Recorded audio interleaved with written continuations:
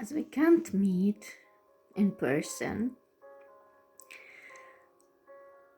I was pondering on inviting you to a nice, pleasant talk, like with a tea and a piano music.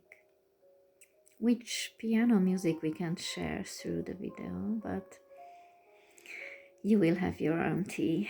So I'm talking to you especially today if you are struggling with money, if you actually had this theme of lacking, of struggling around money all your life, if you feel this frustration of something being not totally okay, whatever your level of income would be, there's still something that is missing. There still is lack in the picture. And you may look for somebody to blame or something like a system or an institution or a family member or whatever. Or in another case, you may blame yourself, which was mostly the case with me. And I'm talking to you because actually what I just described is me. It was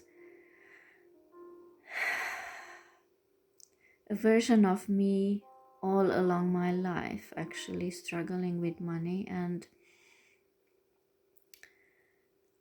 so I'm here to tell you that I'm deeply, deeply with you in your frustration and struggle and fear and shame or whatever you feel around this theme.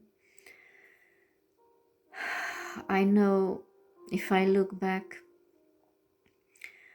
I was always looking for some kind of fix to this problem. But in the first period, I was looking for it outside of me, like some,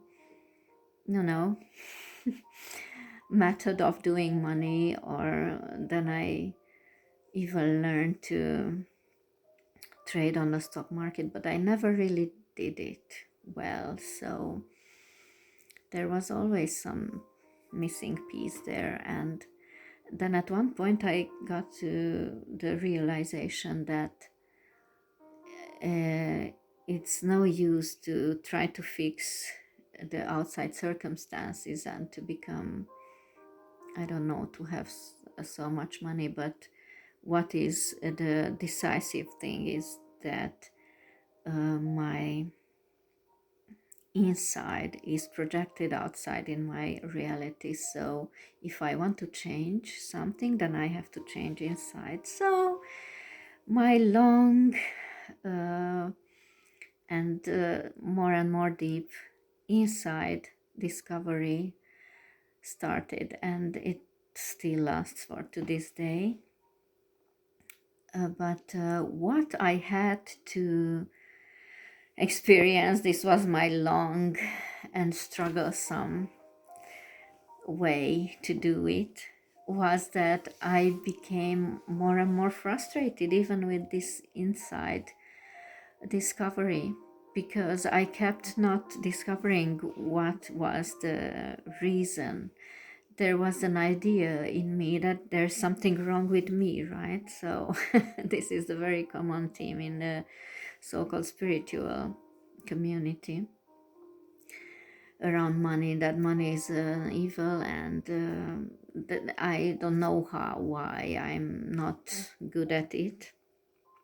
And I kept not being successful in discovering what's the reason, what is wrong with me. So I actually was digging my own grave. I became so extremely frustrated with myself, not being capable of solving the problem. So The turning point was when I came in contact with this whole system of patterns of behavior, of archetypes, and I got in contact with this method and with somebody who could help me from outside to see my blind spots. This is a region of self that is very difficult to discover for oneself. This is my experience and many others' experience, actually. So the turning point was discovering how my weird behavior, decisions, and feelings around money all were related to some behavioral patterns that I got in my system from my very young age. And ultimately discovering that, so the ultimate realization was that money was not to blame. I mean, money was not neither the reason nor the solution for this so-called money issue. And what I also discovered that money is it's not the evil thing that we used to see, but it's an extremely clever energetic construct that is here just to amplify actually what is inside. So when, for example, in the first part of my grown-up years, well, in the very first I was very happy, but then I started playing out the martyr in me, which means that I was an extreme people pleaser, and I worked my ass off for everybody to be well and safe, and my daughters to have good schooling and everything. And I came to hate my work, which I previously loved because it was way much more than I enjoyed. So and after one point when I stopped and I said, okay, that's enough, and I stopped working my ass off, and well, I could have started to enjoy my free time and my freedom to create and to, right, to create and everything, to enjoy my time. I stepped into another kind of behavioral pattern, which of course I wasn't aware of, which was a kind of victim. So I became a victim of the circumstances. I couldn't step out of them. I started blaming everybody around me, and most importantly myself, for not being able to break out of who I sensed myself to be, very crappy and unsuccessful. And despite the fact that I came to have very deep insights and a very quite frequent moments of deep clarity about who I am. Interestingly, this money issue still kept being here. So yes, it. I only got to a point of starting to dissolve it with discovering that this kind of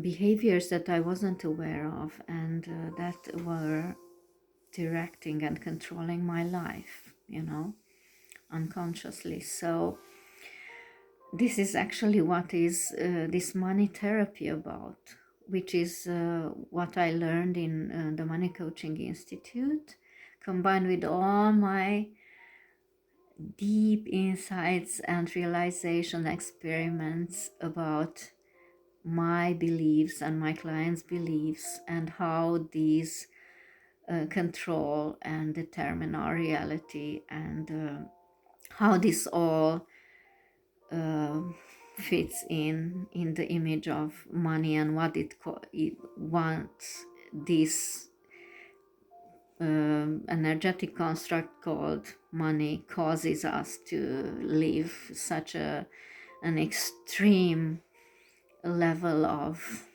shame and frustration and everything. So if this is inspiring for you in any way, and if you feel ready to say, okay, I'm done with it, I want to get rid of it, and to clean and heal, and I'm here with this whole system of embracing.